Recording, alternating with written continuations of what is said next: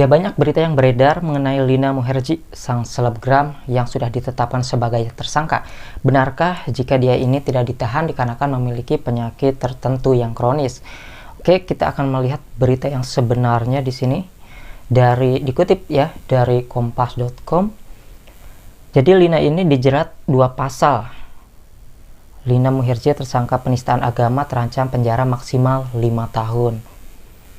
Jadi penyidik Direktorat Reserse Kriminal Khusus Ditreskrimsus Polda Sumatera Selatan menjerat 2 pasal sekaligus terhadap selebgram Lina Muherji tersangka kasus penistaan agama.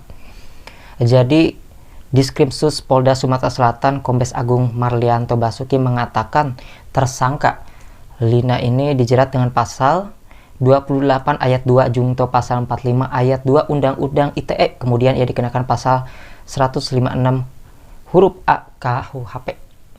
Penetapan 2 pasal itu diberikan kepada Lina setelah penyidik sebelumnya melakukan gelar perkara serta meminta keterangan para saksi yaitu ahli bahasa sosiologi, ITE, ahli pidana dan juga MUI.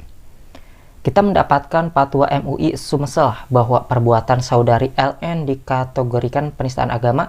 Yang bersangkutan LN juga melakukan kegiatan atau mentransmisikan konten yang menimbulkan kebencian terhadap satu kelompok, suku, ras, golongan termasuk pasal 28 ayat 2 sehingga dikenakan 2 pasal sekaligus. Ancamannya di sini 5 tahun penjara. Agung pun menjelaskan di sini ya, sejak kasus ini bergulir, mereka sudah melayangkan 2 kali panggilan terhadap Lina, selebgram yang dikenal pecinta artis Bollywood itu.